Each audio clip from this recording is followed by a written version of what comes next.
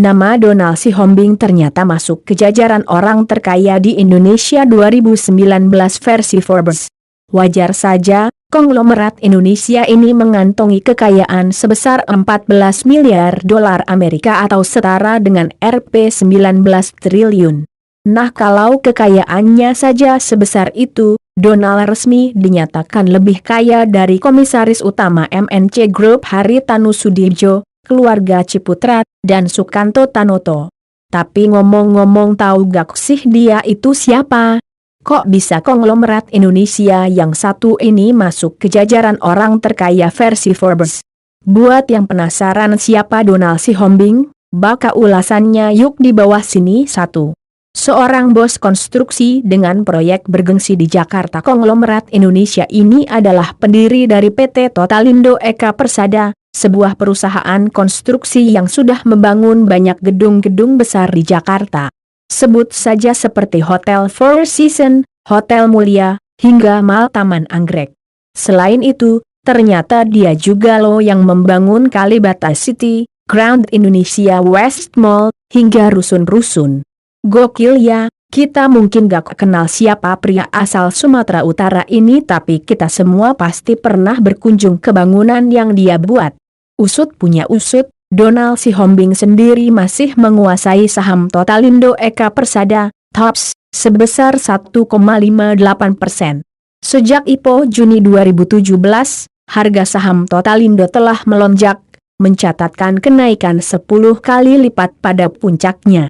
Mau beli sahamnya? Boleh saja. 2. Pernah dipecat jebolan dari Fakultas Teknik Akron University di Amerika Serikat ini, ternyata pernah mengalami pengalaman pahit di dunia karier. Padahal, dia sempat kerja di Shimizu Kontraktor dan Balfour Beatty Sakti, sebelum akhirnya bekerja di PT Total Bangun Persada Terbuka.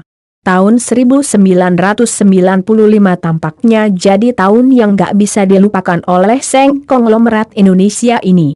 Mengapa demikian? Karena di tahun itulah pria Batak ini kehilangan pekerjaannya. Gara-gara ulah dari rekan kerjanya, Donald dipecat dari PT Total Bangun Persada Terbuka. Dia pun diberikan pesangon senilai Rp 10,8 juta, lumayan besar sih pada saat itu. Tapi tetap saja, dikasih duit gede tapi kehilangan pekerjaan siapa yang mau. Saat masih bekerja di perusahaan, Donald kabarnya sering bekerja 20 jam sehari. Dia juga merupakan seorang karyawan terbaik. Namun gak sedikit juga yang nyinyir sama beliau sampai akhirnya dia harus meninggalkan perusahaan itu. 3.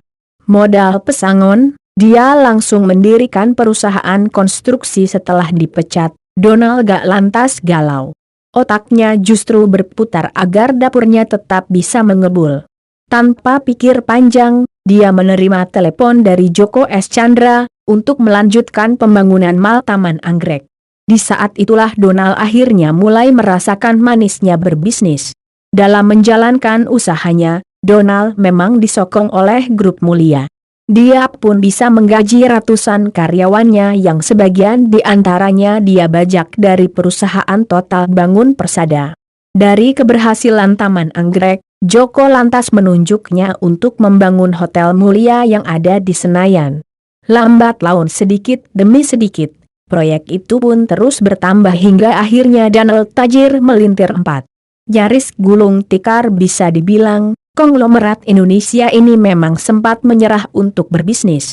Lebih tepatnya saat tahun 1999. Semua tentu tahu bahwa di tahun 1997 terjadi krisis ekonomi yang cukup serius di Indonesia. Totalindo Eka Persada pun nyaris gulung tikar pada saat itu. Perusahaan ini gak dapat laba, tapi biaya operasionalnya bengkak. Alhasil dia harus menggaji 100 pegawai dari hasil jualan aset.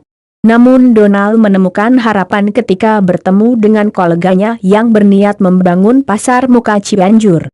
Akhirnya, Donald pun mengurungkan niatnya untuk meminjam dana ke bank. Proyek senilai Rp 19 miliar itu pun berhasil dia garap dalam 6 bulan. Dan di tahun 2001, perusahaan ini juga dilimpahkan proyek lain di Lampung. Totalindo yang dulu tertatih-tatih, akhirnya bisa berangsur pulih hingga memiliki banyak portofolio di bidang konstruksi 5. Keluarganya bukan dari kalangan pengusaha sejatinya. Seng konglomerat Indonesia ini bukanlah seorang yang memiliki terah pengusaha seperti keluarga Hartono, Wonowijojo, atau Sampurna. Ayahnya adalah seorang PNS, sementara itu ibunya adalah ibu rumah tangga. Namun setelah lulus SMA, dia berhasil melanjutkan studi di negeri Paman Sam di jurusan Politik Universitas Columbia.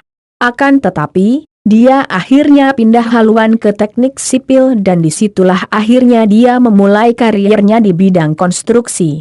Itulah fakta-fakta Donald Sihombing yang masuk ke jajaran orang terkaya di Indonesia versi Forbes.